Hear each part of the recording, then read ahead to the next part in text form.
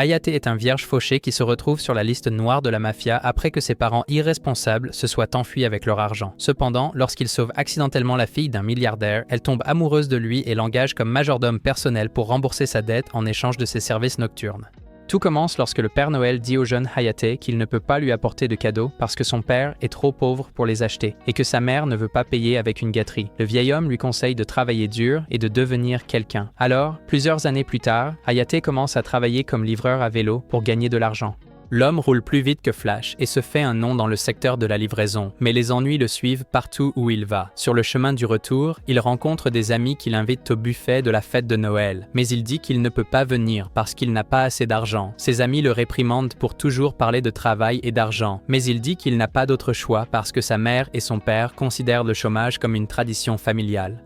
Malgré leur paresse, il continue à travailler dur jusqu'à ce que son employeur apprenne par ses parents qu'il est encore à l'école et le licencie. Il révèle qu'il a donné le chèque de paye de Hayate à ses parents. Alors le gars se précipite chez lui pour les arrêter avant qu'il ne le dépense pour un nouveau canapé sur lequel paraisser. Malheureusement, à sa grande déception, ses parents ont déjà dépensé tout l'argent et ne lui ont laissé que quelques centimes. Il apprend également qu'ils ont emprunté près de 157 millions de yens à Elon Musk et sont partis en vacances, s'attendant à ce qu'il rembourse leurs dettes. Juste à ce moment-là, les créanciers envahissent sa maison et demandent leur argent, mais il saute par la fenêtre et les sème.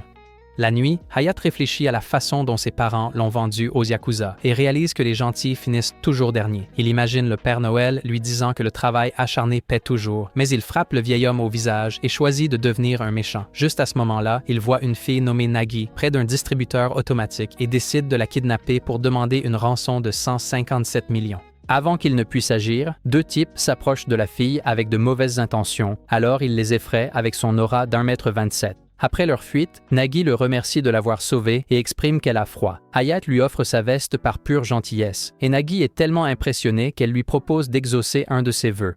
Désespéré de se débarrasser des Yakuza, il exige qu'elle le suive, mais Nagi pense qu'il lui propose un rendez-vous. Après quelques hésitations, Nagi accepte de sortir avec lui, mais Hayate ne se rend pas compte qu'il a maintenant une petite amie. Il se dirige ensuite vers la cabine téléphonique pour demander de l'argent à ses parents, mais donne bêtement son nom, ce qui ruine ses plans. Alors qu'il se morfond dans la misère, une gentille inconnue lui prête son écharpe pour qu'il ne meure pas de froid.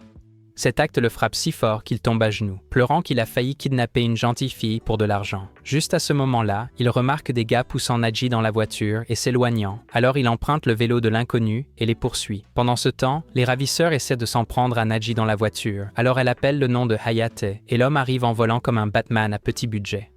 Lorsque les ravisseurs essaient de l'écraser, il saute sur leur voiture et les effraie avec ses yeux rouges brillants, ce qui fait ressentir à Nagi un immense amour pour lui. Après l'arrivée de la police, Nagi demande à Hayate comment elle peut le remercier et il lui demande de l'aider à trouver un emploi juste avant de s'évanouir. À ce moment-là, l'étrangère de tout à l'heure, Maria, apparaît et Nagi lui demande de l'aide.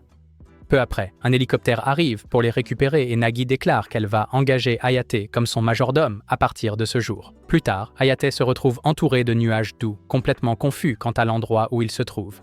À ce moment-là, le Père Noël apparaît et lui dit calmement qu'il est tellement inutile qu'il n'a même pas pu survivre au premier épisode. Hayate semble accepter la nouvelle assez rapidement et dit qu'il n'a rien à regretter puisque ses parents l'ont de toute façon abandonné, mais au moins il a pu sauver Nagi des ravisseurs. Mais le Père Noël lui rappelle rapidement qu'il a en fait essayé d'enlever Nagi et qu'il l'a aussi frappé au visage.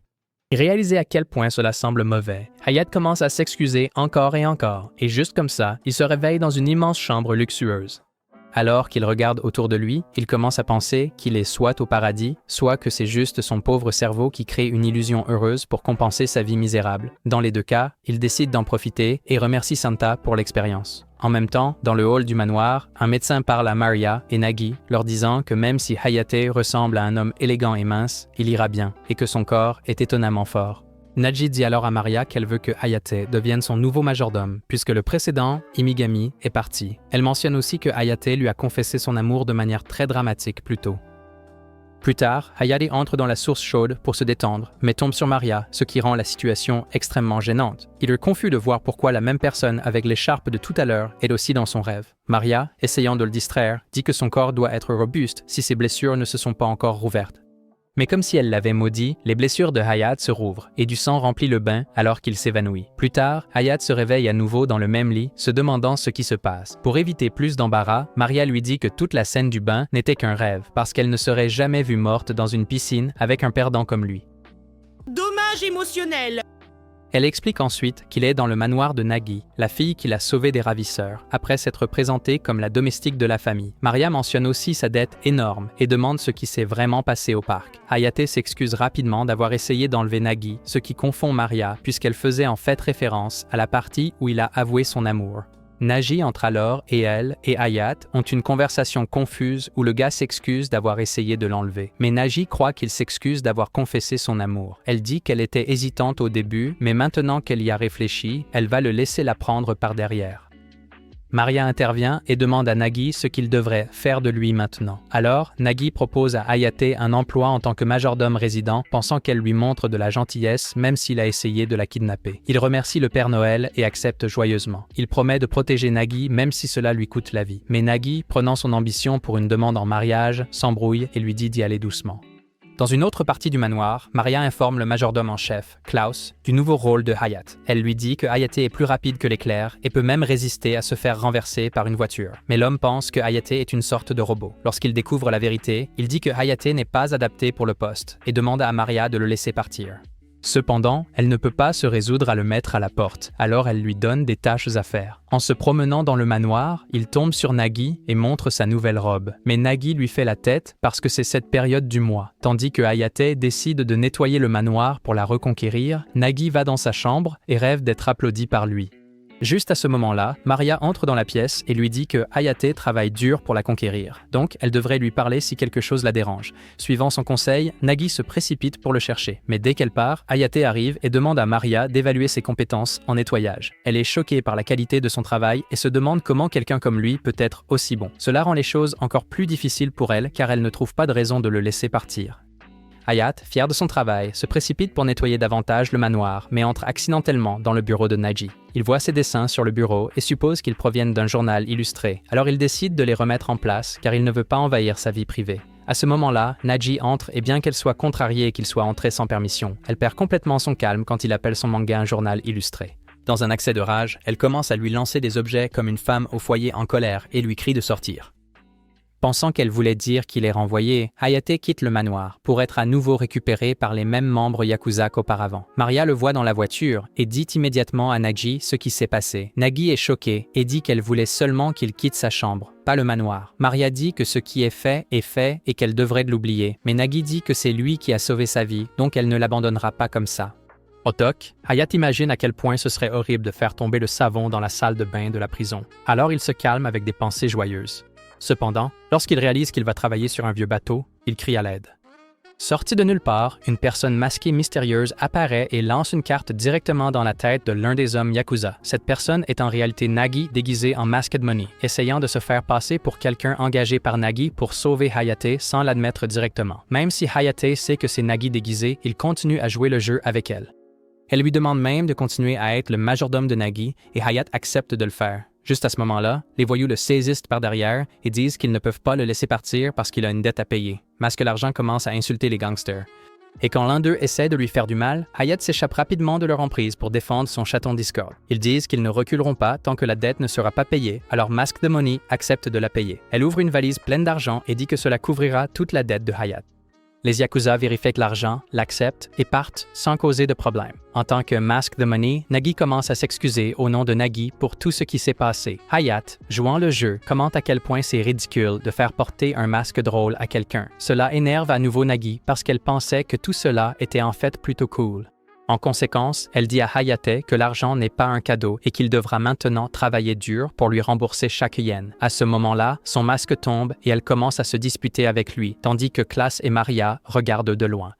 Plus tard, Hayate apprend de Maria qu'il lui faudra 40 ans pour rembourser sa dette énorme envers Nagi s'il travaille avec un salaire fixe. Même si l'idée de travailler aussi longtemps est assez déprimante, Hayate pense que c'est juste puisqu'il est celui qui a causé la situation au départ. Mais au fond de lui, il se sent toujours mal à l'aise à ce sujet. Plus tard, Hayate et Nagi sont assis ensemble à jouer aux jeux vidéo, et pendant qu'ils jouent, ils commencent à parler du manoir. Nagi dit à Hayate, de manière décontractée, que seuls eux deux et Maria y vivent, et elle ajoute même que l'endroit est plutôt petit, ce qui choque Hayate, car pour lui, cela ressemble plus à un château qu'à une maison. Il dit nerveusement que garder son dragon dans son pantalon va être difficile en vivant avec quelqu'un d'aussi belle que Maria. Mais avant qu'il puisse s'expliquer correctement, Nagi comprend complètement de travers et pense qu'il essaie de lui voler sa carte V. Elle commence à être nerveuse et rougit un peu, mais au moment où Hayate mentionne le nom de Maria, son humeur change et elle devient furieuse. Sans hésitation, elle menace de le détruire brutalement, puis sort de la pièce en furie, laissant Hayate complètement perdu et terrifié. Le 31 décembre, Hayate est dehors en train de balayer la cour tout en réfléchissant à tout ce qui s'est passé au cours de l'année écoulée. Il se souvient comment ses parents sont partis chercher du lait, comment il s'est retrouvé impliqué avec Nagi par accident, et maintenant comment il a fini par vivre dans ce manoir géant en tant que son majordome. Plus tard, en aidant dans la cuisine, Hayate demande à Maria ce qu'un majordome est censé faire exactement, et elle lui dit en plaisantant qu'il doit se comporter comme l'animal de compagnie de Nagi.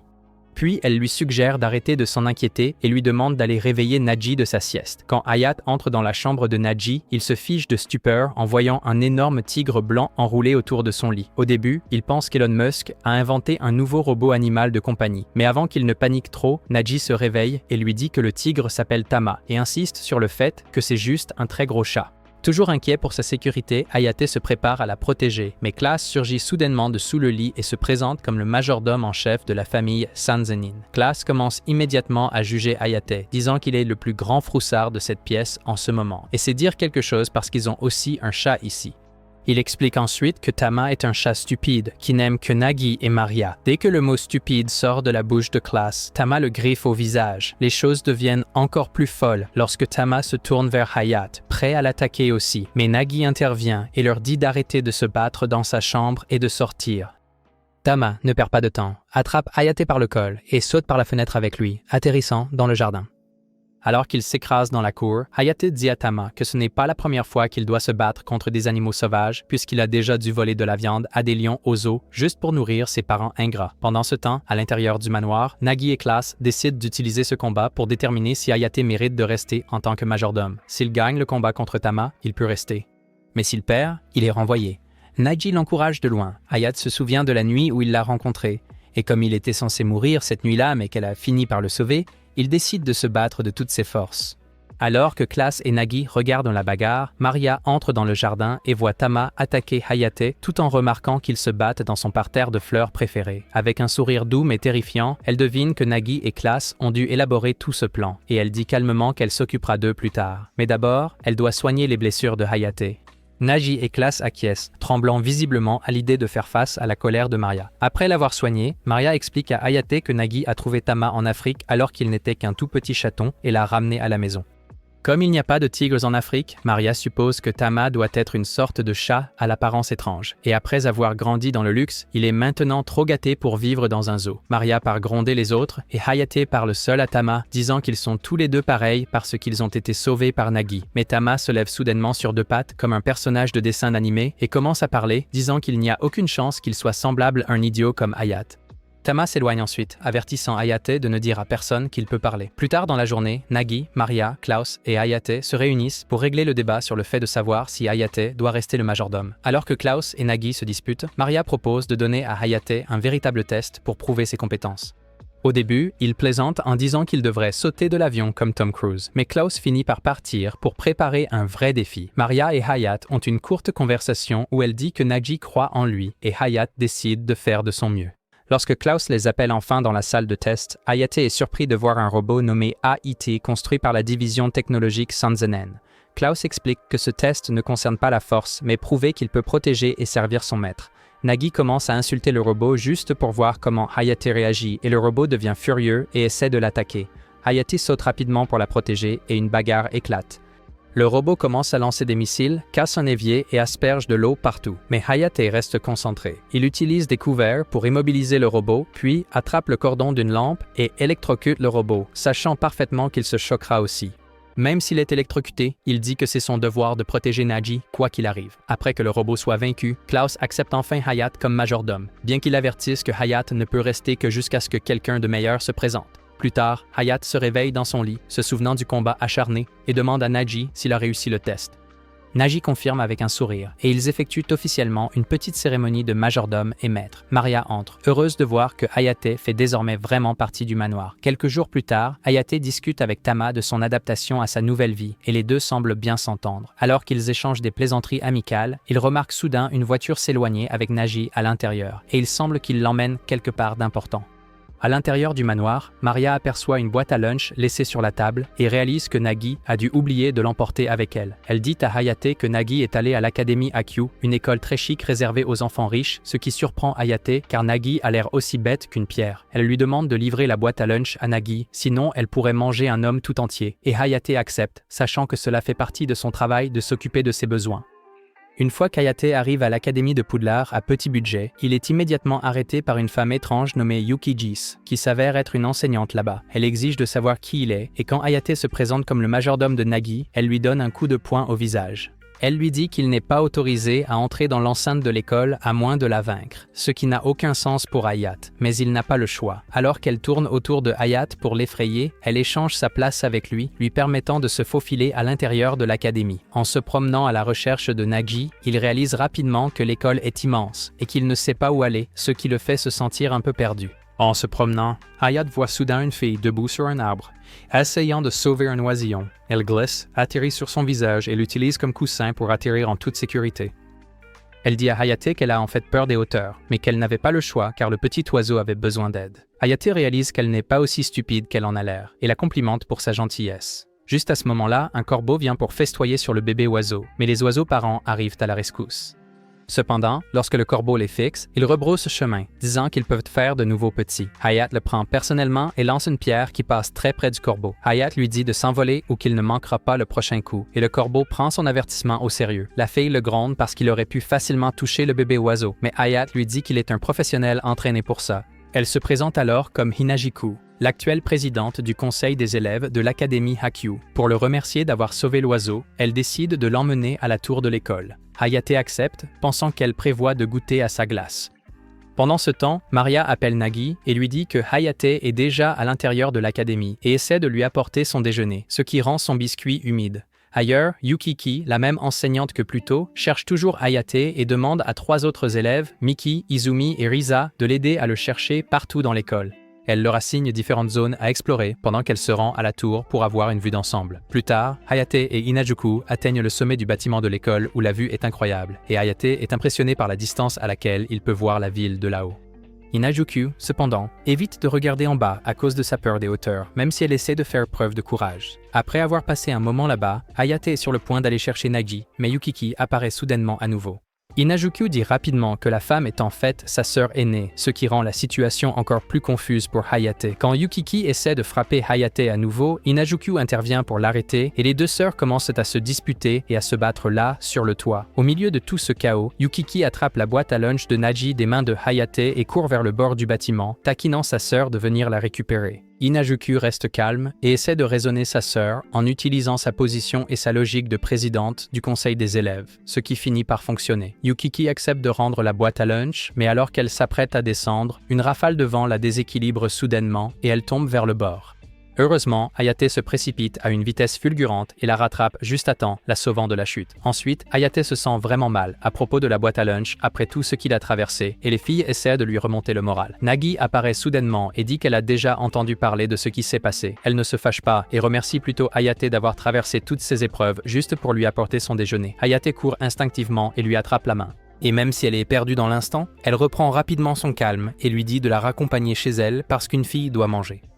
Cependant, Hayate dit qu'elle a encore des cours et qu'il lui faudra seulement quelques secondes pour aller chercher un nouveau déjeuner. Le lendemain, Hayate essaie de réveiller Naji le matin et de la préparer pour l'école. Mais au lieu de l'écouter, elle se rendort sans se soucier. Maria dit alors à Hayate que Naji n'a jamais vraiment aimé aller à l'école, ou même sortir depuis qu'elle est petite, car elle est la fille unique de la riche et puissante famille Sanzedon. Elle a été gardée à l'intérieur depuis le début parce que tout le monde en voulait à ses biens et à sa richesse, donc elle n'a jamais vraiment pris l'habitude de quitter sa maison. Hayat se rend compte que la première fois qu'il l'a approchée, c'était aussi pour la kidnapper pour de l'argent, donc il est logique qu'elle reste principalement chez elle. Cependant, il est maintenant devenu le majordome de cette famille et jure de protéger Naji à tout prix. Juste à ce moment-là, le téléphone sonne et Maria répond avant de le passer à Nagi en disant qu'elle devrait parler à l'appelant. Mais Nagi écoute à peine et raccroche rapidement sans même dire un mot. Juste après cela, sans avertissement, une fille s'écrase soudainement dans le manoir, semblant irritée et pleine d'énergie. Elle s'appelle Sakuya et c'est une parente de Nagi qui est aussi super riche et confiante, tout comme Nagi. Pendant qu'on leur sert du thé, Sakuya dit qu'elle est venue voir ce soi-disant incroyable nouveau majordome. Et quand Nagi dit qu'elle l'a déjà vu, elle se souvient de son visage laid et commence immédiatement à juger Hayate. Alors qu'Hayate travaille paisiblement dans le jardin, Sakuya apparaît soudainement et commence à le frapper, parce que pourquoi pas. Elle dit à Hayate qu'il ferait mieux d'être un clown parce qu'il a le physique pour ça, mais Nagi dit absolument pas. Sakuya dit qu'il ne peut pas devenir un vrai majordome tant qu'il n'a pas été renversé par une voiture ou kidnappé. Mais quand Hayate dit qu'il a déjà vécu ça, elle le frappe encore plus. Sakuya décide quand même de le tester en lui demandant de la faire rire avec sa meilleure blague, et Hayate accepte de lui faire un stand-up pour prouver qu'il est apte pour le rôle. Même si elle ne trouve pas cela très drôle, elle admet qu'elle aime son style et le trouve intéressant. Elle décide de l'accepter comme majordome pour l'instant, déclarant qu'elle est venue ici uniquement parce qu'elle voulait savoir que Nagi est entre de bonnes mains. Cependant, elle précise qu'il devra faire beaucoup plus s'il veut qu'elle l'accepte pleinement. Juste à ce moment-là, le vent commence à souffler et Nagi leur demande de rentrer parce qu'il commence à faire froid. À l'intérieur, Nagi demande plus de thé, mais Maria dit qu'elle n'en a plus, ce qui tombe mal car ils attendent un autre invité bientôt.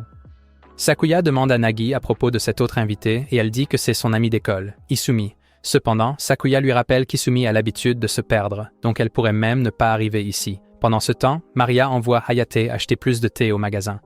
Mais comme c'est un manoir chic, elle lui fait porter un manteau en cachemire coûteux en l'avertissant que s'il l'abîme, il y aura de graves conséquences. Ailleurs, les majordomes d'Isumi trouvent une lettre dans sa chambre leur disant qu'elle va chez Nagi. Ils commencent à paniquer parce qu'Izumi est plus bête qu'un chat GPT essayant de jouer aux échecs et décident de la chercher avant que ses parents ne le découvrent.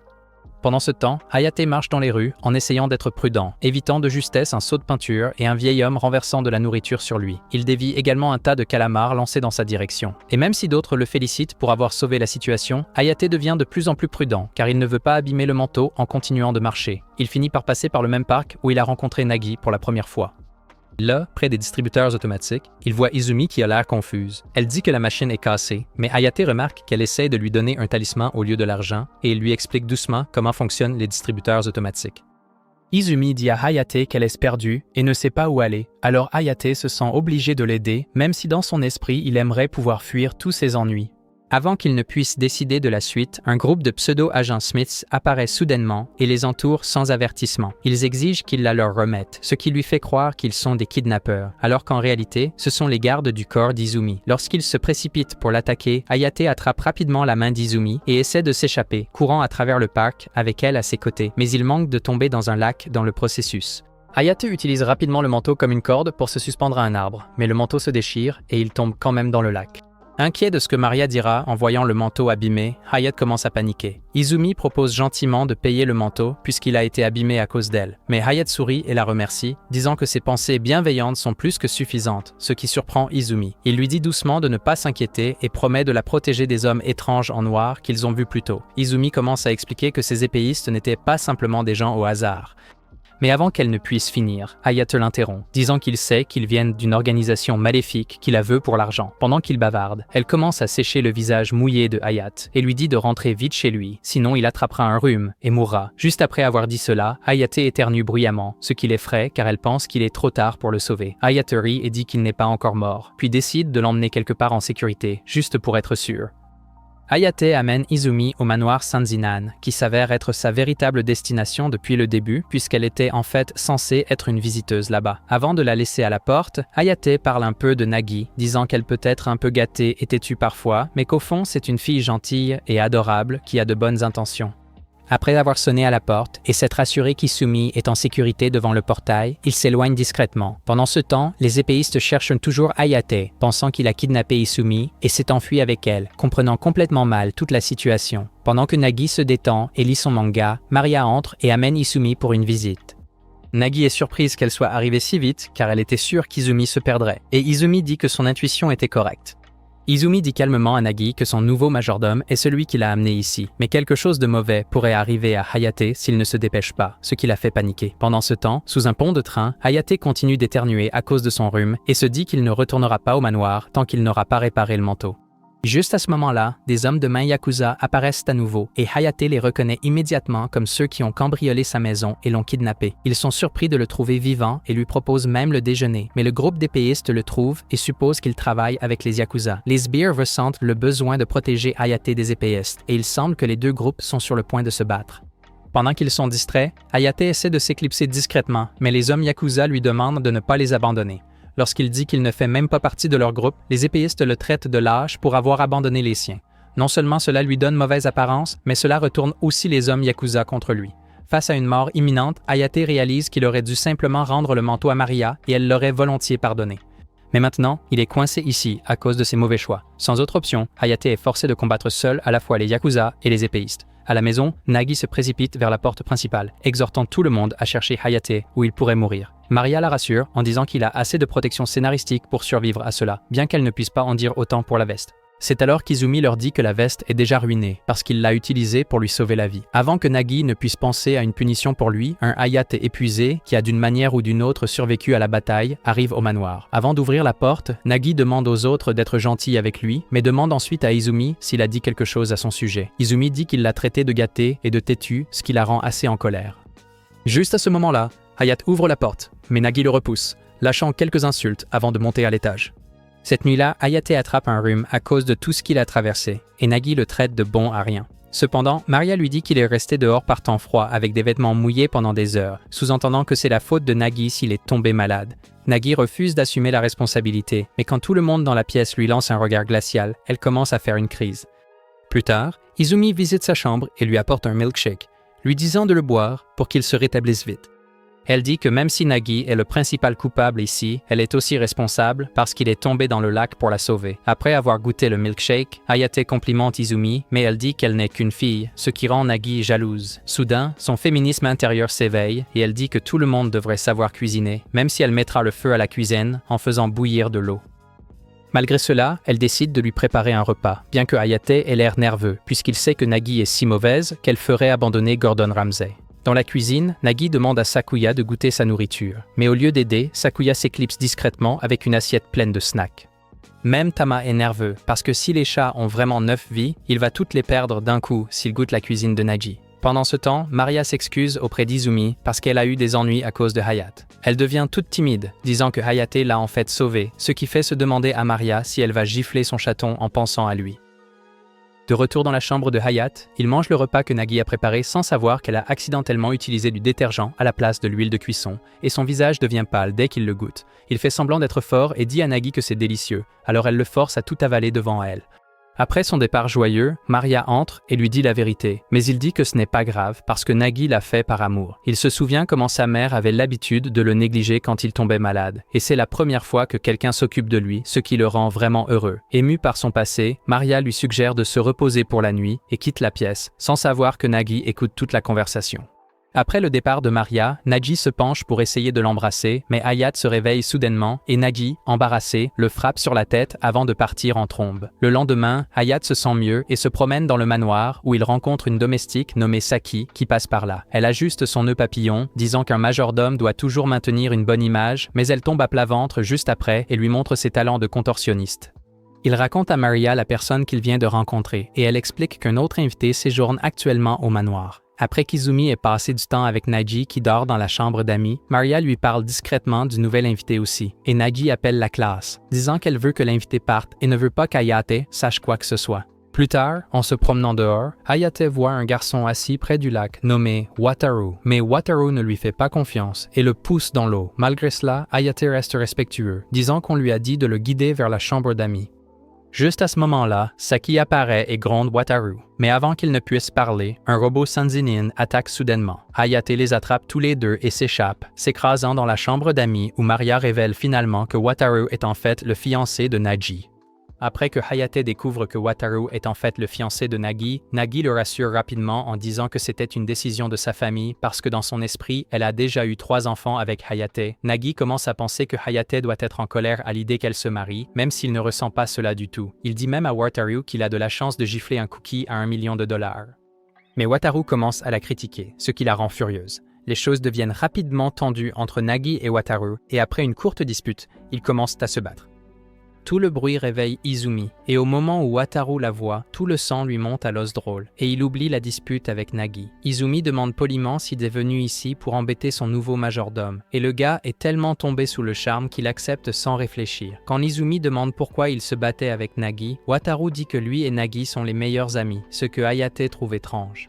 Cependant, Maria pense qu'il agit ainsi parce qu'il veut goûter le cookie d'Izumi, à la grande surprise de Hayate. Il se demande pourquoi ils sont toujours fiancés s'ils ne s'aiment pas, et Nagi ajoute qu'elle annulerait les fiançailles si Wataru parvient à élever Izumi. Hayate réalise qu'il lui suffit de jouer les entremetteurs, et Nagi sera libéré de cet engagement.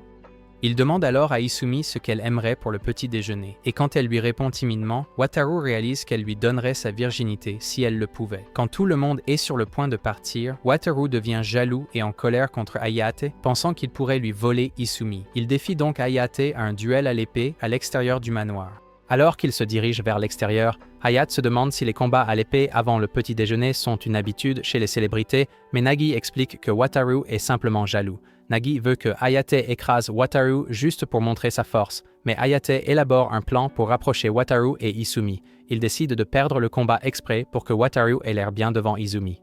Alors que Wataru arrive en courant, Hayate le désarme facilement avec juste son doigt, mais fait ensuite semblant d'être blessé. Malheureusement, le plan ne fonctionne pas comme Hayate l'espérait, car Izumi pense que Hayate est simplement très gentil de laisser Wataru gagner. Cela rend Wataru encore plus malheureux et il finit par pleurer un peu avant de s'enfuir du manoir. Pendant ce temps, Nagi pense que Hayate agit de manière cool et est en colère à l'intérieur parce qu'elle ne lui a pas dit qu'elle a un fiancé. À l'intérieur, Hayate se sent coupable et veut s'excuser auprès de Wataru, mais Nagi croit qu'il a seulement prouvé qu'il est un peu pleurnichard quand il a pleuré. Malgré cela, Hayate décide d'aller en ville pour trouver Wataru et s'excuser en personne. Parce qu'aucun de ces gosses de riches n'a jamais pris les transports en commun, Nagi insiste pour l'accompagner et elle emmène aussi Izumi, prévoyant de prendre le métro pour y aller. Maria s'inquiète que ce ne soit pas sûr pour des idiots comme eux, mais Hayate la rassure en disant que plus d'1 million de personnes prennent le train chaque jour et que c'est parfaitement sûr. Cependant, avant même qu'ils puissent arriver à la station, Izumi disparaît à nouveau. Alors Hayate et Nagi finissent par aller au métro le plus proche pour la chercher. Lorsqu'ils arrivent enfin, ils sont surpris de voir que ce n'est pas du tout une station, mais en fait un chantier de construction souterrain. En essayant de trouver une sortie, Hayate apprend que Nagi a peur du noir, alors il promet de rester à ses côtés en permanence, ce qui rend son biscuit humide. Tout à coup, ils se retrouvent à côté d'une véritable rave de rats et Hayate attrape Nagi pour s'enfuir. En s'échappant, il tombe sur Izumi qui utilise sa politesse pour contrôler les rats, puis les effraie tous avec un talisman, ce qui déroute Hayate et Nagi. Plus tard, de retour au manoir, Sakuya dit à Izumi que les métros sont reliés au Brésil et qu'elle devrait aller à Rio de Janeiro, qui est de l'autre côté du Japon.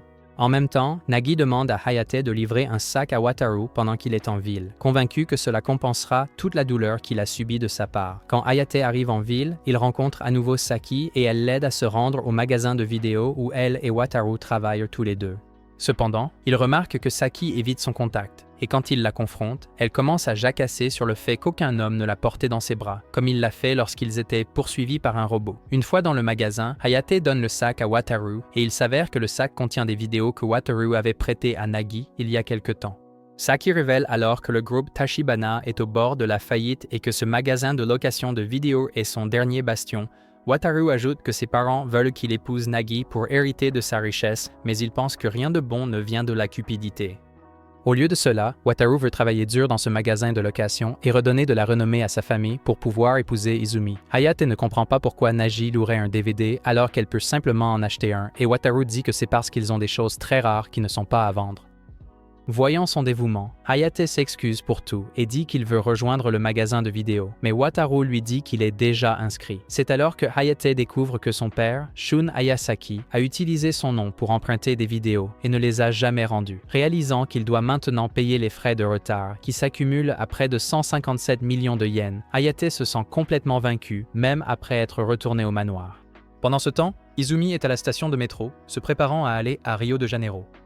Quelques jours plus tard, pendant le petit déjeuner, Nagi et Sakuya se disputent à table et après avoir fini de manger, Sakuya part à l'école comme d'habitude. Hayate suggère alors que Nagi devrait y aller aussi, mais elle refuse, disant qu'elle veut rester à la maison parce qu'Izumi est toujours en visite. Cependant, Nagi admet aussi que même si Izumi n'était pas là, elle n'irait pas à l'école parce qu'elle veut être près de lui.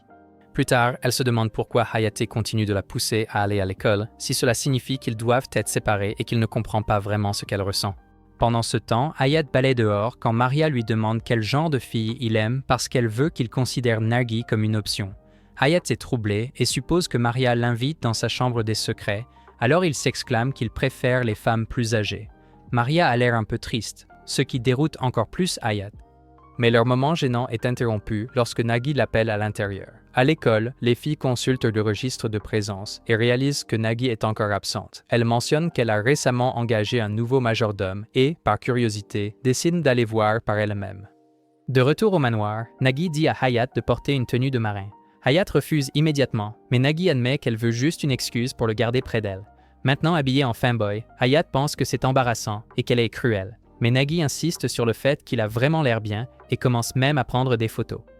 Hayat proteste, disant que Klaus le renverrait s'il le voyait habillé comme ça, car Klaus croit que les majordomes doivent toujours agir de manière virile et respectable. Il dit nerveusement qu'il ne veut pas que quelqu'un le voie comme ça, surtout Maria. À ce moment-là, Maria entre et voit Hayat en uniforme de marin.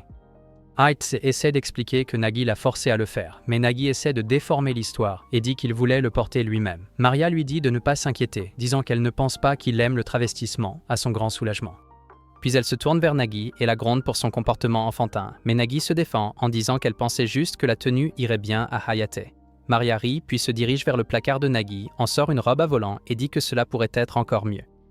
Nagi se joint à eux et suggère d'essayer une jupe aussi, et quand Hayate essaie de s'éclipser discrètement, il marche accidentellement sur une manette de jeu, ce qui le trahit. Il dit rapidement qu'il a des tâches de majordome importantes, mais les filles déclarent que l'habiller fait partie de son travail. Maintenant, elles l'habillent en costume de fille-chat, avec des gants en forme de pâte surdimensionnés, même s'il est déjà un peu froussard. Les deux filles sont choquées de voir à quel point Hayate est mignon dedans.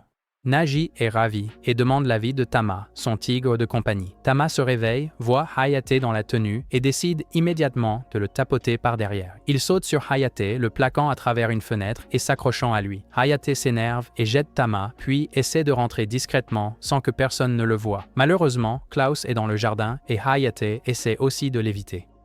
Mais une fois de plus, il marche sur une autre manette de jeu placée pour la commodité de l'intrigue et Klaus se retourne. Prenant Hayate pour un voleur, Klaus commence à le poursuivre et le costume de fille-chat ralentit Hayat. Hayate décide qu'il n'a pas d'autre choix que de se battre, mais il ne veut pas être reconnu. Alors, il couvre son visage avec un ruban et se convainc que cela va débloquer une sorte de pouvoir secret. Malheureusement, cela ne fonctionne pas et Klaus l'assomme facilement. En regardant Hayate, Klaus suppose qu'il est une fille et commence à rougir, juste au moment où Klaus est sur le point de sauter sur lui comme ta mère sur un dommage émotionnel. Maria arrive et le frappe avec un gant de boxe à ressort. Hayate la remercie de l'avoir sauvé et elle lui rend ses vêtements normaux. Nagi le regarde admirer Maria de loin et se sent jalouse, puis taquine Hayate en disant qu'elle montrera à tout le monde les photos qu'elle a prises. Hayate la supplie de ne pas le faire et elle dit qu'elle plaisantait seulement en se promenant. Pendant ce temps, les filles de l'école regardent secrètement en arrière-plan et elles supposent à tort que Nagi a également engagé une nouvelle bonne. Pendant ce temps, Klaus se tient seul, avec une rose à la main, espérant rencontrer à nouveau cette jolie dame pour lui avouer son amour. Plus tard dans la nuit, Hayate soigne ses blessures quand il remarque que Kizumi est aussi dans la pièce. Il s'avère qu'elle s'est encore perdue et a erré dans leur maison, alors Nagi lui a permis de rester pour la nuit. En descendant le couloir, il s'inquiète qu'Izumi l'ait vue déguisée en fille-chat. C'est alors qu'il remarque qu'une des portes est encore ouverte. À l'intérieur, il voit Maria jouer au billard seule. Il lui demande pourquoi elle est encore debout et elle explique que, comme Izumi reste ici, elle n'a pas besoin de dormir dans la chambre de Nagi ce soir. Maria l'invite alors à une partie, espérant continuer leur conversation de ce matin. Pendant qu'ils jouent, Hayate demande des informations sur la relation entre Nagi et Izumi. Maria lui dit qu'elles se sont rencontrées pour la première fois lors d'une fête il y a des années. Lors de cette fête, Nagi avait essayé de montrer son manga à d'autres filles, mais elles ne l'ont pas compris et se sont juste moquées d'elle. Se sentant blessée, Nagi a presque abandonné le dessin jusqu'à ce qu'Izumi apparaisse et lui dise qu'elle comprenait l'histoire et voulait en savoir plus. Ce moment a beaucoup compté pour Nagi et les a aidés à devenir amis. Hayate est surpris que quelqu'un d'aussi bête qu'Izumi comprenne Nagi, mais Maria explique qu'elle est bien plus intelligente qu'elle n'en a l'air. Alors qu'il parle, Maria demande comment il a appris à jouer au billard et Hayate mentionne négligemment que c'était à l'époque où il travaillait dans un bar.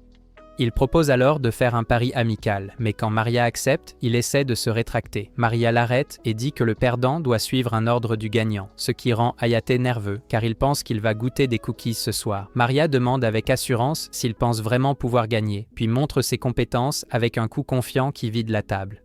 Hayate demande ce qu'elle fera si elle gagne, et Maria dit avec désinvolture qu'elle changera sa dette à 200 millions de yens, parce que le nombre actuel lui semble trop gênant. Au fur et à mesure que le jeu continue, Maria prend la tête et Hayate demande comment il paierait sa dette s'il perd. Elle plaisante en disant qu'il devrait épouser Nagi, ce qui le déstabilise complètement, et il rate son prochain coup à cause de cela. Avant qu'elle ne prenne son dernier coup, Hayate dit qu'il ne pourrait jamais épouser Nagi. Maria demande pourquoi et il explique que si c'était le cas, les gens supposeraient qu'il l'a épousée pour son argent. Il dit aussi que Nagi ne l'aimerait jamais de cette façon, et même si c'était le cas, il ne pourrait jamais profiter d'elle ainsi. En entendant cela, Maria réalise que Hayate est en fait une bonne personne et se sent un peu coupable de l'avoir taquiné plus tôt. Elle rate alors volontairement son dernier tir, lui donnant une chance de gagner. Hayate réussit son tir et remporte la partie. Excité, Hayate se penche près comme s'il était sur le point de faire quelque chose de dramatique pour les fans, mais Maria l'avertit calmement que Nagi est juste derrière lui. Nagi voit son expression, se fâche et le renverse, ne sachant pas que Hayate voulait seulement que Maria lui pardonne d'avoir abîmé son manteau. Le lendemain matin, alors qu'Izumi se prépare à quitter le manoir, Nagi lui dit soudain de revenir bientôt, pensant que s'ils se disent au revoir maintenant, ils pourraient ne jamais se revoir. Izumi sourit simplement et dit à Nagi qu'elle devrait recommencer à aller à l'école pour qu'elle puisse se voir tous les jours. Le lendemain matin, Hayate va dans la chambre de Nagi pour la réveiller, et même si elle se plaint, il dit qu'il va l'emmener et la ramener de l'école à partir d'aujourd'hui. Nagi commence à rougir et accepte d'y aller. En chemin, elle suggère qu'ils aillent ailleurs comme une sorte de rendez-vous, mais Hayate lui dit strictement qu'elle doit aller à l'école. Une fois arrivée, elle lui demande pourquoi il tient tant à l'envoyer à l'école alors que cela signifie qu'ils doivent être séparés, et Hayate fait allusion à lui-même, disant que certaines personnes veulent aller à l'école mais ne peuvent pas. À la maison, il est occupé avec ses tâches de majordome tandis que Tama profite de la tranquillité puisque le petit diable n'est pas là. Il demande alors à Hayate s'il a lui-même une école à fréquenter, mais Hayate dit qu'il ne peut pas y aller car il sera le majordome de Nagi pour les 40 prochaines années.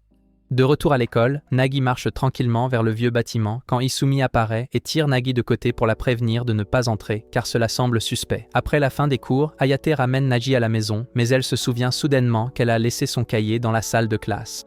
Voulant aider, Hayate retourne à l'académie pour le récupérer pour elle, mais avant qu'il n'aille loin, Yukigi apparaît soudainement et l'attaque par derrière. Après qu'il ait esquivé, elle le reconnaît de leur rencontre précédente et dit qu'elle faisait juste des courses. Il lui demande si elle peut lui prêter les clés de la salle de classe pour qu'il puisse récupérer le cahier de Nagi, et Yukigi accepte, mais elle le fait venir avec elle d'abord. Il marche jusqu'à sa chambre, et en entrant, Hayate est choquée de voir l'état désordonné de la pièce. Vu tout ce qu'il y a, il demande si elle vit ici aussi, et elle admet qu'elle n'a pas assez d'argent pour payer le loyer. Peu après, Miki, Izumi et Risa entrent et supposent que Yukigi a invité un gars parce qu'elle avait besoin de quelqu'un pour déboucher ses tuyaux. Lorsqu'il se présente, il se rend compte que Yukigi a raconté de fausses histoires sur lui, disant qu'il s'introduisait dans leur école et frappait des filles dans le vestiaire. Les filles révèlent qu'elles font toute partie du conseil des élèves et qu'elles sont venues ici pour étudier pour les examens de mi-semestre. Hayate leur demande pourquoi elles étudient si tard, et les filles admettent fièrement qu'elles sont complètement idiotes et qu'elles ne tiendraient pas un autre semestre si elles n'étudiaient pas très dur. Yukigi dit fièrement que c'est elle qui leur enseigne, mais cela explique pourquoi elles sont sur le point d'échouer. Après quelques autodérisions, Yukigi lui remet les clés et l'avertit que l'endroit devient hanté la nuit, rempli de mauvais esprits fantômes. Même si cela semble effrayant, Hayate la remercie et se dirige vers le bâtiment. En s'y rendant, il remarque qu'il a l'air beaucoup plus sinistre que la dernière fois qu'il était ici, mais il y entre quand même. Alors qu'il pénètre dans le couloir sombre du vieux bâtiment, Nagi l'appelle au téléphone et lui dit qu'elle s'inquiète qu'il ne soit pas encore rentré. Cependant, elle dit ensuite qu'elle entend beaucoup de monde en arrière-plan, ce qui signifie qu'il est avec un groupe, ce qui fait que Hayate se fait dessus parce qu'il est tout seul. Après qu'elle ait raccroché, le sol sous ses pieds se fissure soudainement et il tombe à travers. Pendant ce temps, Yukigi et les trois filles se demandent qui montera en premier sur le bâton sauteur de Hayate lorsque Hinagiku passe et entend ce qui s'est passé. Elle décide d'entrer pour le trouver elle-même. En même temps, Maria dit à Nagi qu'il y a un fantôme dans le vieux bâtiment, alors Nagi appelle à la maison paniquée, mais son téléphone ne capte pas de signal. À l'intérieur du bâtiment hanté, Hinagiku entend quelque chose et commence à avoir peur. Lorsqu'elle voit une poupée hantée, effrayante la poursuivre, elle crie de peur et commence à courir. Hayate l'entend crier et se précipite pour l'aider, juste à temps pour détruire la poupée hantée. Elle le serre immédiatement dans ses bras de peur, mais ensuite, elle le gifle pour être venu ici tout seul. Après cela, Hayate lui dit qu'il devrait partir avant que les choses ne s'aggravent, mais Hinagiku refuse, disant qu'elle veut vaincre celui qui est derrière le bâtiment hanté. Hayate la suit, pensant qu'elle est peut-être aussi têtue que Nagi. Alors qu'ils continuent à marcher dans la maison hantée, Hinajiku commence à avoir chaud, ce qui rend Hayate nerveux. Elle le remarque et se moque de lui en demandant s'il prévoit d'entrer aussi dans sa maison hantée. Hayate lui dit strictement d'arrêter d'agir comme une Twitch tot et d'avoir un peu de modestie, mais elle continue de le taquiner, lui faisant réaliser qu'elle est pire que Nagi. Juste à ce moment-là, la poupée que Hayate a détruite revient soudainement à la vie et Hinajiku saute à nouveau dans la bataille. La poupée grimpe sur un poteau et demande poliment à Hayate de quitter le bâtiment, ce qui lui rappelle le moment où Hasumi a utilisé un talisman pour effrayer les rats. Soupçonnant autre chose en jeu, il demande à Hinajiku de partir avec lui, mais elle prétend avoir acculé cette poupée faible. Juste à ce moment-là, la poupée supposément faible se transforme en 4 bras, et Hayate la neutralise rapidement dans la fumée, faisant croire à Hinajiku qu'elle l'a fait. Il lui demande alors de quitter le bâtiment, mais elle lui prend doucement la main et suggère qu'il cherche le cahier de Nagi.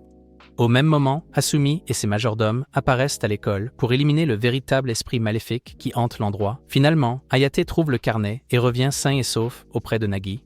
Elle le remercie pour tout, et alors qu'ils rentrent ensemble, Hayate commence à penser que l'école n'est peut-être pas un si mauvais endroit après tout. Plus tard, Nagi est assise confortablement par terre, en train de jouer à un jeu vidéo rétro sur une vieille console, et Sakuya est là avec elle, l'air peu impressionné. Sakuya se plaint que le jeu a l'air trop simple et dépassé, mais Nagi explique que 5 Pounds n'a pas de jeu, alors elle a décidé de jouer à des anciens. Sorti de nulle part, un ennemi mystérieux habillé comme le Père Noël apparaît dans le jeu, battant rapidement le personnage de Nagi qui s'appelle Hayate. Et puis le jeu lui-même commence à insulter à la fois Nagi et Sakuya. Choquées et agacées, les deux filles attaquent la console avec frustration. Maria entre dans la pièce et leur dit tranquillement que le dîner est prêt, alors Nagi et Sakuya laissent tout tomber et partent avec elle. Alors que la pièce devient silencieuse, la console de jeu commence à émettre une aura sombre et inquiétante, laissant présager que quelque chose d'étrange est sur le point de se produire. Le lendemain matin, Nagi se réveille en pleine crise existentielle et Maria lui dit de s'habiller car il est temps d'aller à l'école. Cependant, Nagi continue de s'interroger sur le but de cette vie banale. Plus tard, Nagi et Maria voient un ancien clip d'elle-même, et Maria brise le 4e mur en lui disant que c'est d'il y a 2 épisodes, et que tout ce qui va se passer à partir de maintenant sera un récapitulatif des événements qu'elles n'ont jamais montrés au public auparavant. Elle dit en plaisantant que les dieux de l'intrigue voulaient ajouter un épisode complexe pour embrouiller les spectateurs. Alors Nagi dit qu'elle va l'utiliser comme excuse pour sécher l'école. Alors qu'il continue de regarder, Sakuya fait irruption dans la pièce avec la console de jeux vidéo possédée dans ses bras, criant qu'elle est contrôlée par un démon. Elle appelle ses majordomes pour la détruire, mais ils échouent et le démon riposte en inondant la pièce de takoyaki lancée depuis l'écran de télévision, provoquant le chaos partout. Pendant ce temps, dans le château du démon, qui s'avère être juste une petite maison perchée sur un haut pilier, une étrange fille avec des pompons géants et un crâne parlant sur la tête se révèle être le boss final du jeu. Elle attend qu'un héros entre car si elle bat ce héros, elle sera libérée du jeu pour toujours. Elle installe des pièges tout autour du manoir Sansonine, les déguisant en manettes de jeux vidéo, mais la plupart sont écrasés ou ignorés. À l'extérieur du manoir, le trio du conseil des élèves, Miki, Izumi et Risa, arrive pour vérifier pourquoi Nagi a manqué l'école aujourd'hui, mais décide de partir en trouvant la porte verrouillée. Sur le chemin du retour, Miki trouve une des manettes de jeu encore intacte et dès qu'elle la ramasse, le piège s'active, les entraînant dans le monde du jeu vidéo. À l'intérieur du jeu, le trio est choqué d'être appelés les héros, et un monstre de slime apparaît immédiatement. Miki utilise Risa comme bouclier, laissant le slime la manger en premier, puis le slime se tourne vers les 2 autres filles. Il lance une tête de fantôme comme attaque, les terrifiant, mais le démon frappe soudainement le slime, avec une puissante attaque de foudre, le détruisant et les sauvant. Cependant, Izumi est touché par l'onde de choc et subit des dégâts. Alors qu'ils poursuivent leur étrange aventure, Risa, qui est maintenant dans un cercueil flottant, les accompagne toujours d'une manière ou d'une autre. Elle leur demande ensuite de trouver des moyens de la ressusciter, mais ils découvrent qu'elle est vivante dans le cercueil et qu'elle fait semblant d'être morte pour échapper à tous les combats. De retour au manoir, Azumi sent la présence du démon et essaie de le traquer, mais comme d'habitude, elle se perd et finit par errer dans le bain public à la place. Puisqu'elle est déjà là, elle décide de s'amuser. De retour dans le jeu, Miki s'enthousiasme soudainement et lance son téléphone sur le haut pilier du château du roi démon qui se transforme en un robot géant. Son téléphone revient magiquement dans sa main et elle l'utilise pour appeler à l'aide. Sortant de nulle part, Hinajiku apparaît derrière eux et exige de savoir pourquoi ils sont coincés dans un jeu vidéo. Voyant son attitude, le démon pense qu'elle est la candidate idéale pour être un héros et abaisse une énorme bannière du ciel, leur demandant de venir à sa tour pour une bataille finale, tout en leur laissant tomber de l'équipement et du matériel. Après s'être équipés, la bataille commence, avec Hinajiku et le trio maintenant vêtus d'armure et portant toutes sortes d'armes.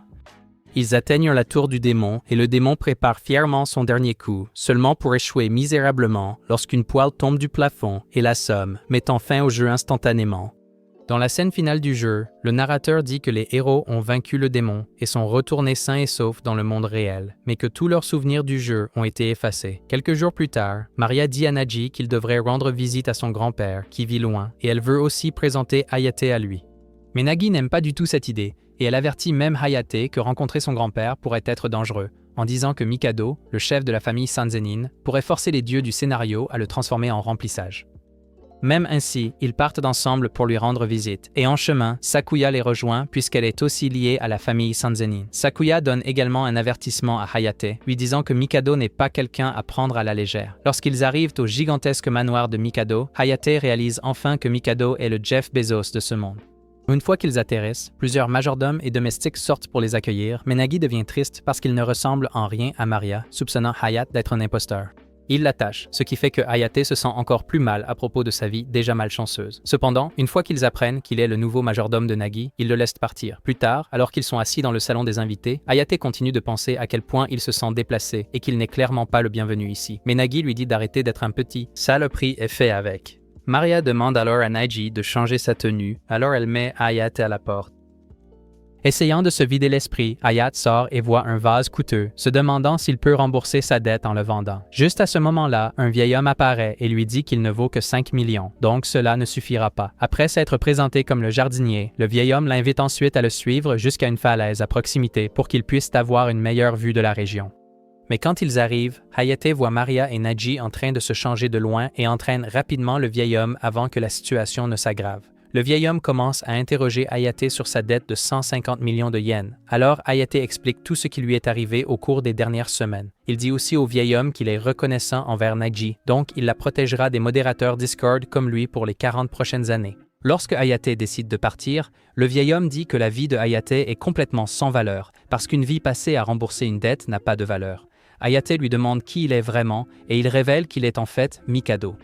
Il lance ensuite un pendentif mystérieux à Hayat qui brille d'une étrange lumière sombre et lui dit de l'utiliser pour donner un sens à sa vie et oublier la dette. L'homme s'éloigne alors mystérieusement, laissant Hayat réfléchir à ses choix. Plus tard, Mikado commence à parler à Nagi de l'héritage du domaine Sanzenin, mais Nagi dit qu'elle n'est pas intéressée, bien qu'elle serait contente s'il mourait bientôt. Après avoir pleuré sur les genoux de Maria, Mikado insulte Nagi en retour pour dessiner des mangas, ce qui la rend contrariée.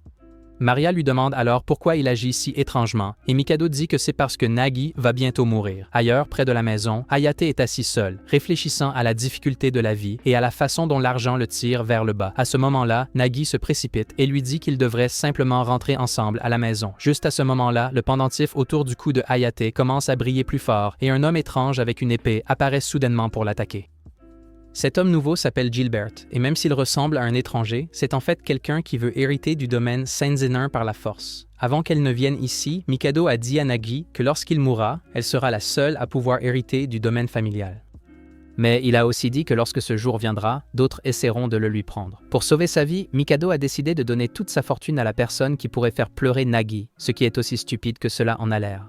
Nagi refuse ce genre d'avenir et ne veut pas céder son domaine. Alors Gilbert décide de battre Hayate à la place, espérant que cela la fera pleurer. Hayate voit soudain un avenir où Nagi souffre à cause d'un manque d'argent et il sait qu'il ne peut pas laisser cela arriver. Il se souvient des paroles du vieil homme et de toutes les fois où Nagi a été gentil avec lui. Alors il décide de riposter pour protéger son avenir. Même si Gilbert est armé d'une épée, Hayate n'hésite pas. Il fonce et assomme Gilbert d'un seul coup de pied puissant. Après le combat, Hayate fait la promesse à Nagi que quoi qu'il arrive, il la protégera de tout ce qui essaie de lui faire du mal. Nagi commence à rougir de 50 nuances de rouge et lui serre la main avec hésitation, le remerciant d'être à ses côtés. Alors que Hayate, Nagi et Maria se préparent à rentrer chez eux, Mikado avertit Hayate de ne pas perdre le pendentif, car il pourrait être important plus tard. Juste à ce moment-là, Sakuya réapparaît et frappe Mikado sur la tête avec son éventail pour être si agaçant. Mais ensuite, elle regarde autour d'elle et réalise que tout le monde est déjà parti sans elle. Dans un flashback de jeune Hayate en première année, il fait nerveusement un discours à sa classe sur ses rêves futurs. Alors qu'il commence à parler, tout le monde autour de lui semble soit choqué, soit attristé. Au lieu des rêves innocents habituels, il explique joyeusement comment son père refuse de trouver un emploi et sa mère gaspille de l'argent en jouant, rendant évident à quel point ses parents sont irresponsables. Hayate se réveille alors dans son lit, pensant que le rêve a peut-être été causé par quelque chose que Mikado lui a dit la veille. Il chasse ses sentiments et se rappelle que jusqu'à ce qu'il trouve le véritable but de sa vie, sa seule responsabilité est de protéger Nagi. Plus tard, à l'intérieur du manoir, Hayate demande à Maria quels sont ses rêves pour l'avenir. Elle admet qu'elle passe la plupart de son temps à s'inquiéter pour Nagi et espère qu'un jour Nagi deviendra une femme correcte et responsable. Elle demande ensuite pourquoi Hayat a abordé le sujet et il dit qu'avoir un rêve donne une direction à la vie. Mais au lieu de la motiver, Maria devient de plus en plus inquiète, réalisant qu'elle n'a pas vraiment d'objectif personnel. Hayat continue de lancer des citations inspirantes d'Andrew Tate, milliardaire, sur les rêves et l'ambition. Mais chacune d'elles rend Maria plus déprimée. Remarquant son humeur, Hayat finit par demander si quelque chose ne va pas. Maria admet qu'elle se sent un peu déprimée et demande ensuite si Mikado lui a dit quelque chose l'autre jour. Il le nie et dit qu'il veut juste vivre honnêtement en étant lui-même et travailler pour Naji avant de partir en courant. Pendant ce temps, dans sa chambre, Nagi n'arrive pas à dormir car elle pense à la promesse de Hayate de la protéger. Quand elle repense à ce souvenir, son biscuit devient humide et elle admet que Hayate est le gars le plus cool qu'elle connaisse. Elle se lève, traverse le couloir et remarque à quel point tout est impeccable. Maria explique que Hayate n'a pas arrêté de nettoyer et parle de rêve comme quelqu'un qui a trouvé un but dans la vie. Naji commence à rougir, se demandant si tout cet effort est parce qu'ils se préparent pour leur avenir ensemble. Elle commence à s'agiter nerveusement et Maria demande en plaisantant quel genre de rêve elle imagine. Naji dit rapidement qu'il est tout à fait normal d'avoir des rêves, puis déclare qu'elle vendra 1 million d'exemplaires de son manga. Naji demande ensuite quel genre de rêve Hayate a, mais Maria admet qu'elle ne sait pas. Pourtant, elle suppose que cela doit être quelque chose d'important étant donné le sérieux de Hayat. Malheureusement, Naji a l'impression que ses rêves impliquent de lui donner des coups de rein comme un travail quotidien. Plus tard, Maria devient curieuse et demande directement à Hayat quel est son rêve. Il est embarrassé et hésite, mais elle l'encourage à être honnête. Finalement, il révèle que son grand rêve est de vivre dans un appartement 3 pièces. Cela le ramène à un flashback lorsqu'il a dit cela à sa classe et que tout le monde, y compris son professeur, a commencé à pleurer à cause de son histoire triste.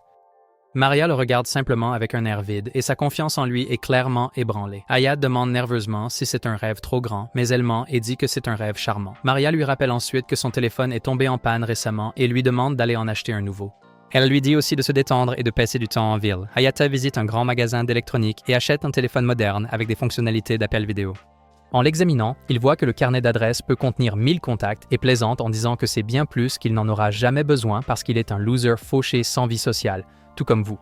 En pensant à ses anciens camarades de classe, il réalise qu'il n'y a rien qui l'empêche de visiter l'école puisque les frais de scolarité ont été payés et qu'il ne s'est jamais officiellement retiré. Curieux, il décide d'aller voir.